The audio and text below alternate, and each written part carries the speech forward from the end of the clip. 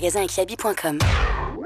Sud Radio, Dany Moreau, Pirate l'info. Et notre info Sud Radio du jour, c'est la démission bien sûr définitive du président algérien Bouteflika. En fin de parcours, il a forcément inspiré Michel Drucker, c'est sûr. Magnifique, l'Abdelaziz, dit Laurent-Gina Doujda, complètement secoué avec la pulpe qui colle en bas. C'est encore une mission pour Dexter Drucker.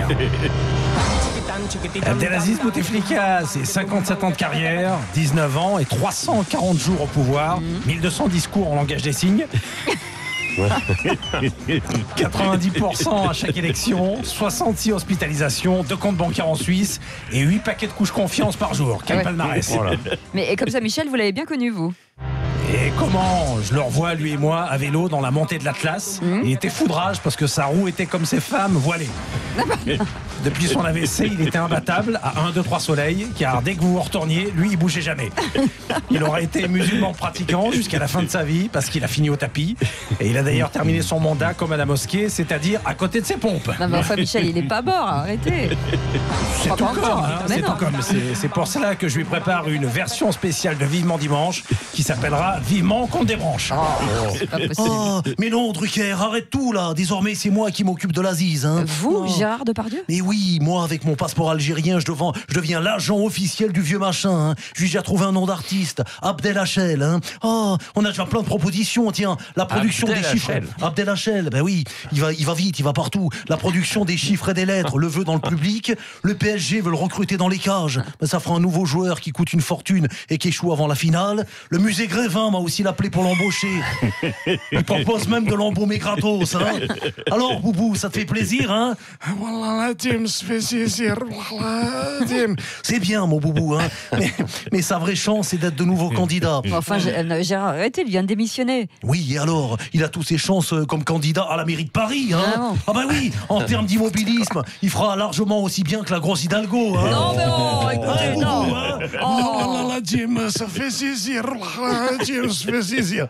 Ah ouais, c'est bon, Abdel. Hein. Allez, mets-la en veilleuse ou je te dégonfle les roues du fauteuil. Hein. Oh, sacré Gérard, merci beaucoup.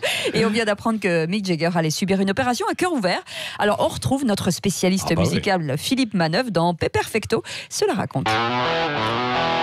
Ouais, salut les kids, c'est Philman, la vieille canne blanche en lunettes noires du rock'n'roll. Ouais. Et Jagger ouvert en deux comme une truite saumonée because son palpitant bat à contre-temps comme la veine bleue d'une vieille bistouquette en manque de Viagra. Au secours. Tu vois l'image, Patrick? Il a tout à fait compris. Hein. Ah, ça fait du bien. Et pourtant, les gars, en 76, j'étais dans le salon de Mick quand son cœur s'est emballé une première fois alors qu'il avait abusé de cette grosse saloperie dont tout le monde a abusé dans les 70s. Vous faites allusion à la cocaïne? Non, 45 tours de Daniel Guichard. Ah, mais... ça envoie du lourd. Après avoir entendu les premières notes du gitan, le pauvre Mick commence à convulser en hurlant I am John Lennon et I am John Lennon. Pour ceux qui comprennent pas l'anglais, je suis Michel Berger. Et c'est là que son cœur s'est arrêté, alors je l'ai opéré. Non mais vous êtes pas chirurgien. Non mais j'avais bossé chez Noroto et je rechappais des vieilles chambres à air de DS. Du coup je lui ai remplacé la valve avec le chewing-gum collé sur la semelle de mes Santiago. Mais ça c'est une autre histoire. La prochaine fois dans Péperfecto cela raconte, je vous dirai comment en concert d'ACDC j'ai couvert le son de la guitare à cause du gargouillis de mon ventre après avoir mangé des tacos Old El Paso. Ah bah ça. On a hâte. Hein. Et le mercredi c'est Bakri cette semaine. Jean-Pierre, vous avez vu Shazam, le nouveau film de super-héros? Ouais, c'est ça. Tu parles d'un héros, là, Shazam. Là, le gars, il a hérité des pouvoirs des divinités de la mythologie, là, la force d'Hercule, la vitesse de Mercure, la foudre de Zeus et surtout le colon Moulburn rouge d'Emmaüs. Ouais. Shazam, Jean, le gars, il se transforme dès qu'il prononce le nom de son appli préféré, là. Shazam. C'est quoi le prochain super-héros, là? Deezer, Spotify, WhatsApp. Mais qu'est-ce que vous faites là, Patrick Sébastien? Salut, moi, je suis un super-héros, je suis Tinder. Ah ouais. J'ai un super pouvoir. Je suis super chaud de l'appli, tu vois. Car j'ai qu'à glisser mon doigt sur la droite pour toutes les mettre dans mon plumard. Ah oui, bah c'est classe. Régis Laspalès, me dites pas que vous aussi vous êtes un super-héros? Ouais, moi c'est Wigo, le super zéro de la SNCF. Ouais. Moi mon super pouvoir c'est d'immobiliser les trains en les clouant au sol avec un truc encore plus fort que la glu. Ça s'appelle la CGT. Ah ouais. Merci Régis. Ah enfin voici une femme dans ce monde de super-héros. Mais excusez-moi, qui êtes-vous? t'es sérieuse? Non, mais c'est moi, Sibeth Ndiaye, alias Twitter, dans la galaxie des super-héros de la Macronie. Oui. Alors, à tous les rageux, les haters, pour moi, vous êtes tous dead.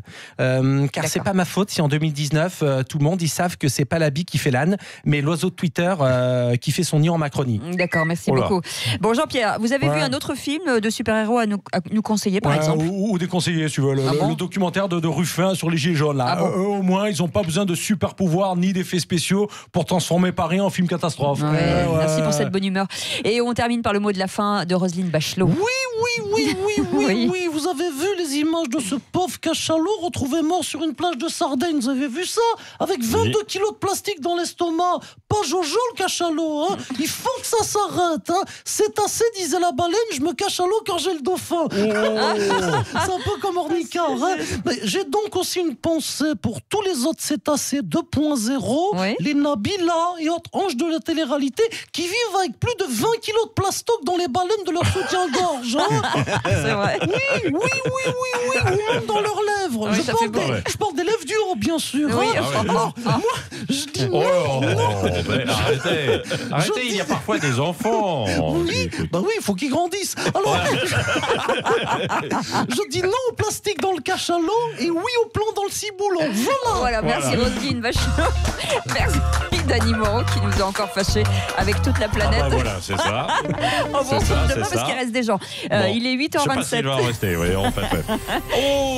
Ça sent le jeu, ça sent le jeu puisque vous allez pouvoir gagner 4 places pour le parc Spirou en Provence à côté de Avignon. Vous allez vivre des folles aventures avec Marsupilami, Lucky Luke, Boule et Bill, Gaston Lagaffe et bien sûr Spirou. Des aventures, voilà, vous avez des manèges, voilà, ça va être sympa. Vous allez y aller en famille, on vous offre 4 places.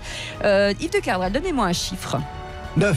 Je voilà. pensais qu'il allait dire 37. Non, il a 37, dit 9. Comme ce matin, il a 37 millions d'euros. Voilà, il y a des étoiles avec cette histoire de 9 millions d'euros. Non, mais il fait des économies, c'est pour ça. Il fait 9.